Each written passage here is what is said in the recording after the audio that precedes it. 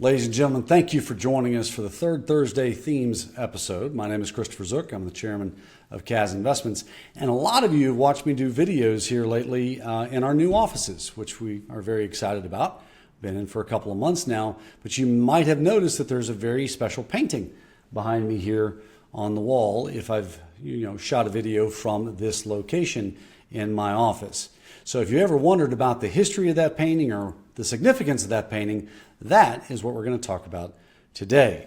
So I'm very pleased to be joined by a very dear friend and the CEO of First Freedom Art Company. And so Elizabeth Carlyle is with us. Elizabeth, thank you for joining us today. Thanks for having me. I'm glad you're here. And so to help the audience understand the First Freedom Art Company a little bit, why don't you give an overview of the company and its mission? First Freedom Art seeks to connect people with meaningful moments through art, and we preserve and share the masterworks of Arnold Friberg. They're timeless works that take historic scenes and turn them into meaningful moments that still speak to us today. Friberg's magnum opus was The Prayer at Valley Forge, which is owned by First Freedom Art and managed by us. It currently hangs in the Museum of the Bible in Washington, D.C. Got it. So obviously we've been on quite the journey. When we first started First Freedom Art Company, we had to think about building the business kind of one way, and that was from the ground up. And now where are we focused today? Talk people through that.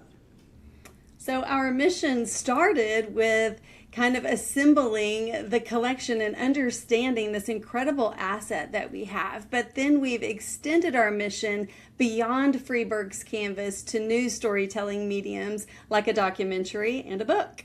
So we are marshaling the assets, we are learning about them, we are sharing them, and we are trying to spread the message of faith and freedom while we do that. You use the term, narrative art, making memories. Arnold Friberg's work is definitely all about that narrative, that storytelling, if you will, but it is definitively based in the themes of faith, freedom, and strength of character. So why do you think that those are still attractive characteristics today, and how do those themes, resonate with audiences? Those characteristics, faith, freedom, and character, are what give us strength today. We look to those as our underpinnings when we are facing times of anxiety or uncertainty in society. And Friberg knew that. He had his underpinnings in his upbringing. He had an incredible work ethic. He was grounded in scripture and read his Bible every day. And he fought for freedom in World War II. And so he knew that freedom wasn't free. He understood that from personal experience. And so that's why his paintings are so meaningful, because of those themes that he carries throughout every genre of his work. It's interesting. I do get the question quite a bit of where did the term First Freedom Art Company come from? And it is about those first freedoms that obviously make the United States, a special place. That obviously was the reason we chose, that name. And without those first freedoms, there really are no second freedoms or third freedoms, after that. But so let's take a step away from this particular collection and let's just talk a little bit about art. Talk about the role that art plays in shaping culture and identity over time. Art, for me, puts a pin in a timeline of history. It tells us what's beautiful at the time, or maybe what's impactful at the time, or what society could improve on at the time. So art looks at the current situation. It may look back historically, but great artists like Friberg also can see what's coming through art. And so they give us a look ahead to the future. And that's what I love about Friberg. No, I mean, it's so true that art of all different types, on canvas, on screen, or in music, has a very significant impact on the way that people perceive certain things that are happening in society. And obviously that can be a very constructive or a destructive, perspective, but it is definitively something that has an impact, particularly on young people and the way that they're shaped and they evolve. So let's go back to the documentary and, the Arnold Friberg documentary that we did called An American Storyteller, The Art of Arnold Friberg. What was the vision behind it and why now? Arnold Friberg was an incredible storyteller. You can look at any painting and have a story in your head of try to guess what Friberg was saying, and he's pretty easy to do. His message is very clear in his art. But no one told Friberg's story. It's kind of ironic, really.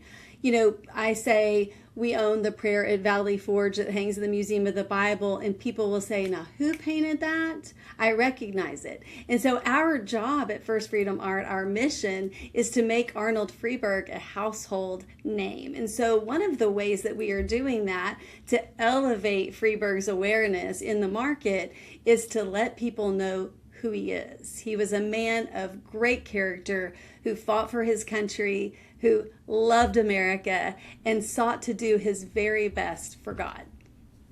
It's fascinating when we think about, some artists are very, very good at painting, but they're not very good at marketing, or they're very good at marketing and, they might be okay at painting. In the case of Friberg, he really did not promote himself at all. He actually shied away from the spotlight. He wasn't particularly desiring of that spotlight or even comfortable in that spotlight. And so it's fascinating because of the fact that so many people that watch this episode will be somewhat familiar for sure with the Prairie Valley Forge, because it's really, something that most people have seen at some point in their lifetime, or other of his works that they may have seen and have no idea that they're a part of the Friberg collection. So it's really fun for people to be able to identify a lot of work that maybe they've seen before, particularly when it comes to the Mounties. And many people have seen the Mountie paintings of Arnold Friberg. And what I mean by that is the Royal Canadian Mounted Police. And so anybody that's ever seen the paintings with this big giant shoulders and this big square jaw and this larger than life human being that is a Mountie, that is almost always a Friberg painting.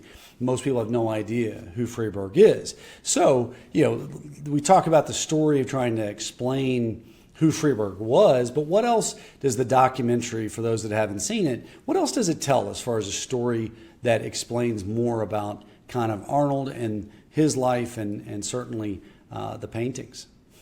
Friberg was a man of many talents. He started sketching when he was really young. He was the son of immigrants, and so they cobbled together enough money to get these correspondence books, and so he learned not to draw kitty art but to draw professional art, as he would tell you. And his career was so varied. I mean, Christopher, people love to hear that he drew the paintings that came alive in the Ten Commandments by Cecil B. DeMille. He was nominated for an Academy Award, and people don't know that. He painted beautiful Westerns, and as you know, they're my favorite of his paintings.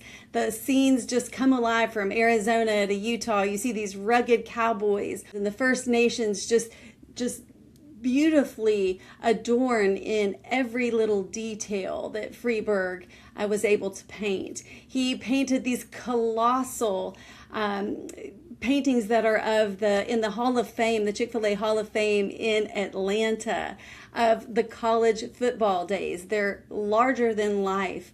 And so Friberg touched virtually every genre. And of course, we know him primarily for patriotic paintings, but through the documentary, you see his wide variety of talent. Now, one thing that you and I've talked about many times is Friberg really should be known as the painter of horses. And that is particularly true because of his work with royalty. He painted the Prince of Wales, now King Charles, and he painted him standing in front of the famous Centennial that was owned by the royal family. And about a decade later, he was chosen to paint Queen Elizabeth II sitting atop Centennial.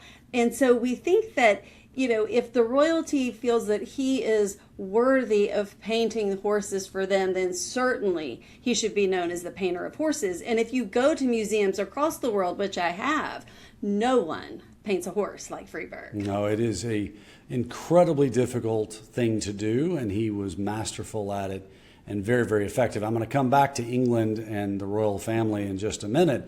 But going back to the documentary, what accolades has the film received, and how can people actually watch it? We are delighted that we were chosen for Doc Utah International Film Festival, and we were nominated for the most creative documentary at the International Christian Film and Music Festival that will be in Orlando. That one has not taken place yet, so I'll have to let you know if we win, but we've received those laurels. People are welcome to rent the movie on Amazon Prime or to buy it there. We're hoping it will also be airing on the Salem Network soon. Excellent. And I would encourage everybody to go watch it. As I tell everyone, it's the right length. It's about an hour. And while it's certainly not a movie like The Patriot, it is a documentary. It is extremely well done. It moves quickly, and it does tell the story of Friberg.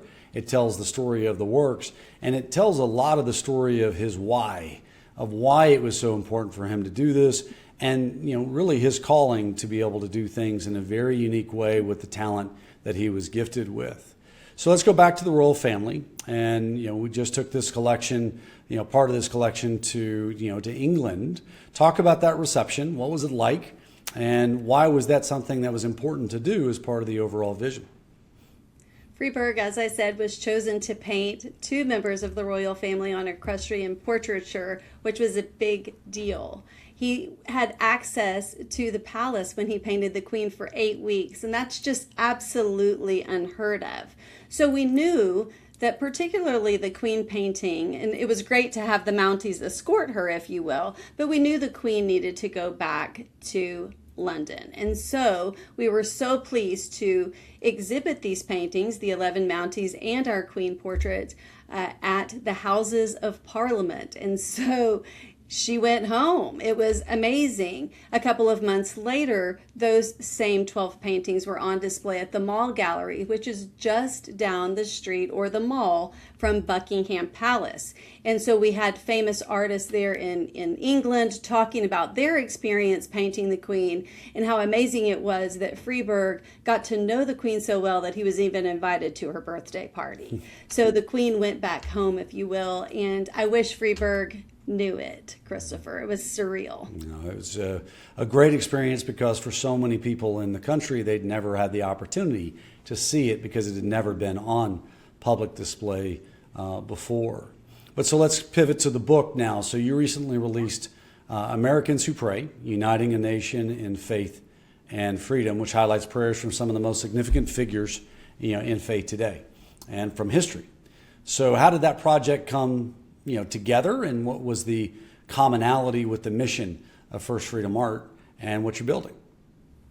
Every day I would walk into my office at First Freedom Art, and as you can imagine, I would see a print of the prayer at Valley Forge, and I would look at it, and I would study his hands, and I would study George Washington's sagging shoulders, and wonder what I could do for my country. And I knew I couldn't be a soldier, but I am a warrior. I am a prayer warrior. And so what I started doing is writing prayers in journals, on the backs of receipts in my purse, on napkins, and I gathered these together, and I came to you one day and said, so I have this idea. What if we gathered prayers together for the nation and put them in this book? So from there I thought, well, there have to be other people that would like to join me in this endeavor. And so we asked over 80 inspiring Americans who said yes, and they contributed their prayers to this 238-page book that is a compilation of prayers for America with quotes from presidents and other inspiring Americans. Obviously the folks can get that book on Amazon and a lot of other places where books are sold, but just give us some examples of some of the people that wrote prayers for the book. Dr. Ben Carson wrote a beautiful prayer and then also gave me permission to reprint a prayer that he prayed at a cabinet meeting. We have a prayer from Anne Graham Lotz. Lance Bergman and Andy Pettit, if you're into sports, those guys live in Houston and they were so gracious to do that. We have the actress Victoria Jackson and another one, Jen Lilly. Incredible leaders like Jack Graham and Pastor Hibbs and Lorenzo Sewell, you name it. There's virtually every American that inspires you in that book. It's a really, really great list of people that contributed prayers, to the book. And obviously, as we're in this moment in time celebrating the 250th of our country, it's a great opportunity for people to pray for our country and for the next 250 years. We'll, kind of talk about that a little bit, because there's been a bunch of other accolades that the Prairie Valley Forge has received, and it's gotten some national publicity in that regard, actually some international publicity. But talk through a couple of those things that I kind of teased on. I always say the Prairie Valley Forge's dance card is full for America's 250th. You will find the prayer as the flagship art on the White House website, America Prays Initiative.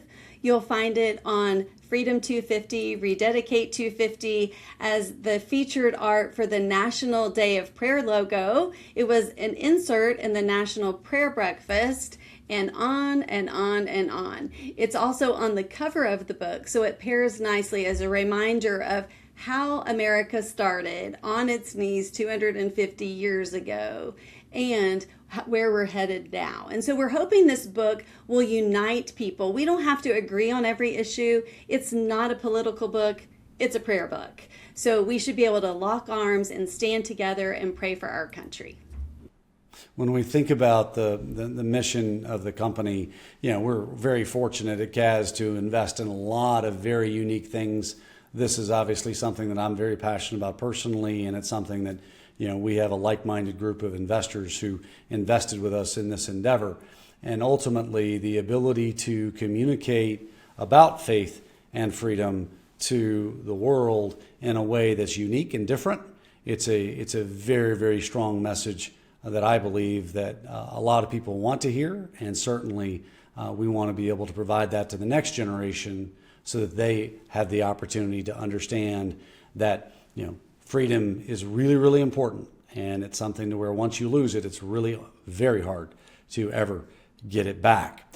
So what do you think people don't fully appreciate about Friberg's work or what you're building around the collection? I think people didn't know who Friberg was because he wasn't in the Saturday Evening Post like his classmate Norman Rockwell. He wasn't a flashy guy, but he was a very detailed guy, full of heart, who let us know what was going on at the time and what we should be careful of in the future. People always ask, what are you doing? What is your job like? My job is very unusual. We've produced a movie, we've written a book, we're selling art, we're placing it in museums. It's varied, but it is all around the mission of spreading the message of faith and freedom. And no one did that like Friberg. And so we're just trying to carry on his legacy for him and pick up that mantle. No, indeed. And obviously it's a lot more than just buying or selling artwork. It's about building something, much bigger and taking that message of faith and freedom to a much larger audience. So how do you think about scaling, this concept into a broader platform? Well, every day I wake up and think, what can I scale today? And one of the things that I think we need to do and that we are working to do is placing his art and having it available for public consumption in a variety of museums. And we've done that through, for example, the portrait of Abraham Lincoln was at the Abraham Lincoln Presidential Library and Museum. The Winter at Valley Forge, a beautiful and always a fan favorite painting, was at the Virginia Museum of History and Culture. We're having a large exhibition of about 40 pieces at the Booth Museum of Western Art, which is a Smithsonian affiliate in Atlanta. And so the first step of scale is to get the art out there. And then, of course, I think about the documentary and how we can get that into schools or art departments, or really I need the public to watch that first, right? Then with the book, what can we do beyond that book? How do we continue the conversation about faith and freedom and using Friberg's art to do that? So scale is a part of really every thought that I have during the day, Christopher. Well, and that's where, the advantage we have of being able to put this out on LinkedIn and send out to our ecosystem is, here's our ask of the audience. Number one is go watch the documentary. You'll enjoy it. It's worth an hour. You'll learn a lot and you'll appreciate the talent of Arnold Friberg and the art that he put together and the stories that he told, through that art. You'll learn a lot about, things related to college football that you did not know, things around the Mounties and the royal family, etc. The second thing is, of course, you can buy the book. You can go to Amazon and order the book and, share it with people. One of the things that we're doing personally, Lisa and I are, is using it as an opportunity for certain charities to be able to raise money, to where we will donate the books to that charity. They will then use that to give as a gift to people when they donate to that charity as well, as an appreciation. At the same time, getting the book into the hands of lots of people. We know others that are going to give it to their entire church population and go out and literally give a copy to every single member of their church, just to continue to get as many people as possible praying for our nation, as we obviously want to do that, not just for our 250th, but at all times. We also would really appreciate from the audience any recommendations you have as far as museums where the Friberg paintings could be displayed. The more people that see that artwork, the more that they're going to appreciate the talent and the passion and the patience that it took to be able to produce that. And that will deliver a message to any audience of any geography or any age. And so that's how our audience can help us. And then the main thing that you can do, folks, is you can either share this on social media, this video, or you can also forward the email that you received to other people that you know and just encourage them to watch this conversation. So Elizabeth, as we close, how would you want the audience, what would you want to leave with the audience? I'm going to rephrase it. So Elizabeth, as we close, what would you want to leave with the audience for them to remember, if they don't remember anything else, what they should remember from this conversation? Go learn about Friberg at firstfreedomart.com. Learn about the book at americanswhopray.com. We have a wealth of information and great ways to learn about his art, to view it, but to also study it, from educational white papers to just enjoying the image. Learn about Friberg. If you do, you'll learn about faith and freedom as well. No, indeed. And what we told everybody when they invested in this vehicle is that, it's about obviously making money, which we intend to do, but it's also about making impact. This is in the category of doing well while doing good. And Elizabeth, you and Kim and the entire team at First Freedom Art Company are doing a fantastic job, and we're very proud to be associated with it. Thank you for joining us today.